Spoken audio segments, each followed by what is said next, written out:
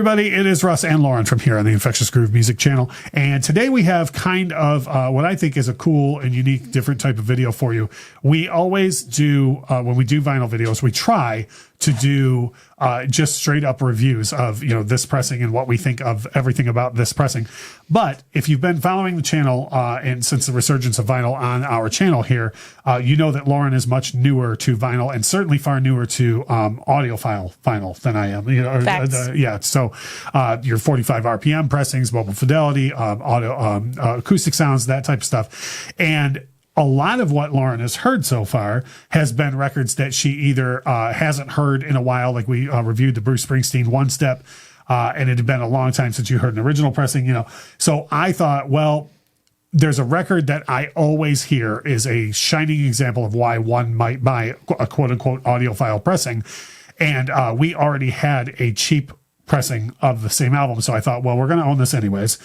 So what I did was I bought the Mobile Fidelity pressing of Bill Withers' Greatest Hits, which Mike from the InSound, tons of people I respect on the vinyl community have always said, like, if you're going to own one audiophile pressing, Bill Withers' Greatest Hits is the one to own.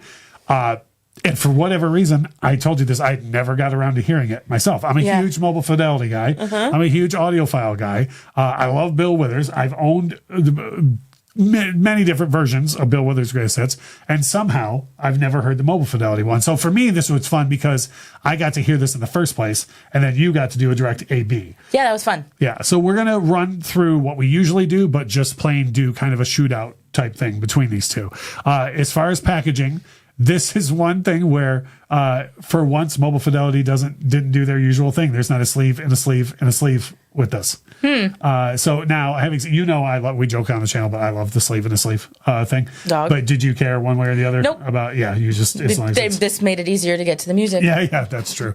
But I will say, way thicker outer sleeve on it, and with the Mobile Fidelity, it always comes with an outer sleeve for the jacket, which I think is cool, just because, whether or not you're going to put outer sleeves on your whole collection, it's cool that some of the records come with it. But the vinyl itself, 180 gram, dead quiet, like super, super quiet.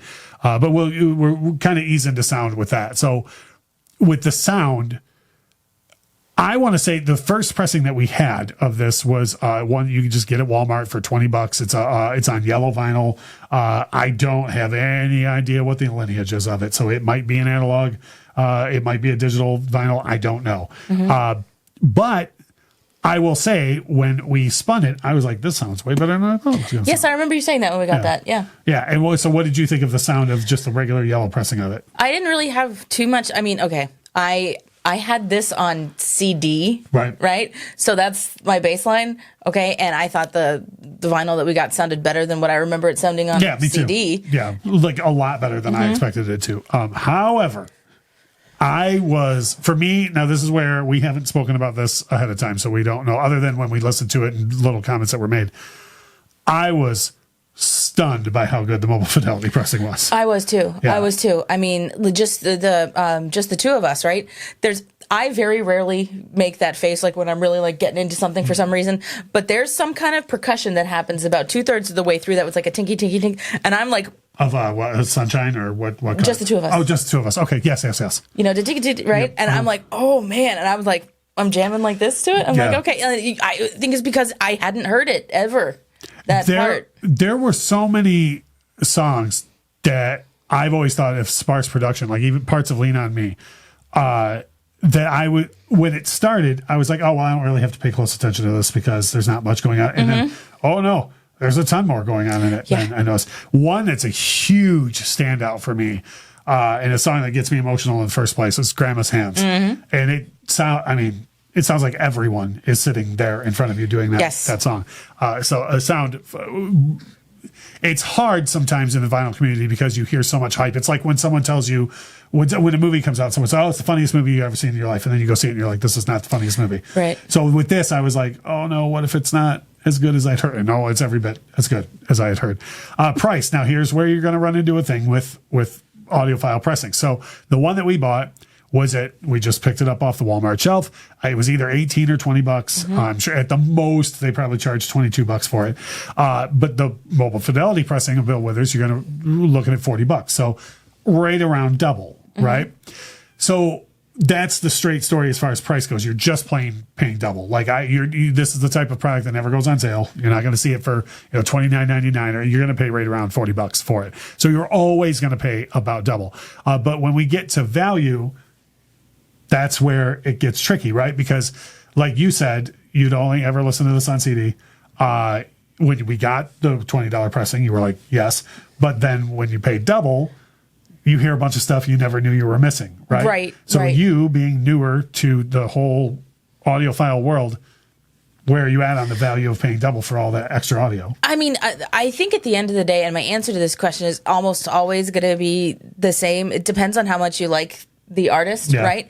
And, for me, I just think Bill Withers is the coolest. Yeah. And the value is there for me in this mostly because it's showing me things that I hadn't heard in an artist That's that there. I've already, that was there the whole time. Yeah, it was there Yeah. the whole time. I just didn't know it. Yeah, and this is funny. For me, this is one of those, like, I can't believe I never bothered listening to this version before, But, and I know a lot of times on the channel, I'm the guy that's like, oh, yeah, I love the 45 RPM version, or, oh, yeah, I love the audiophile version. But, like, that's why I appreciate so many of these artists so much more. And like you said, for me, the thing is, if you own a $20 pressing of Bill Withers' Greatest Hits and you think it sounds good, which we did, this is the one I would challenge you to take a chance on this pressing, right? And then I think maybe based on this might be the thing where you're like, oh, maybe there is something to this.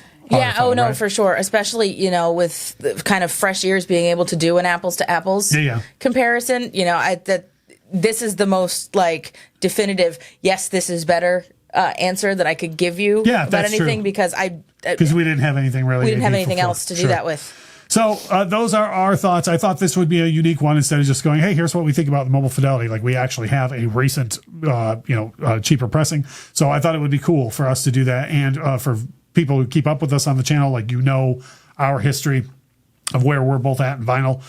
So I thought it was cool to have a highly praised audiophile pressing I had never heard to have Lauren compare as well.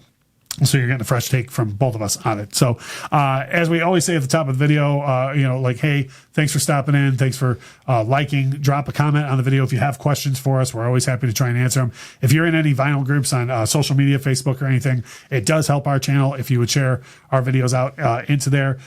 So any help you can do on your end for the channel, we would always be appreciative of that. And as we always say, thank you so much for watching.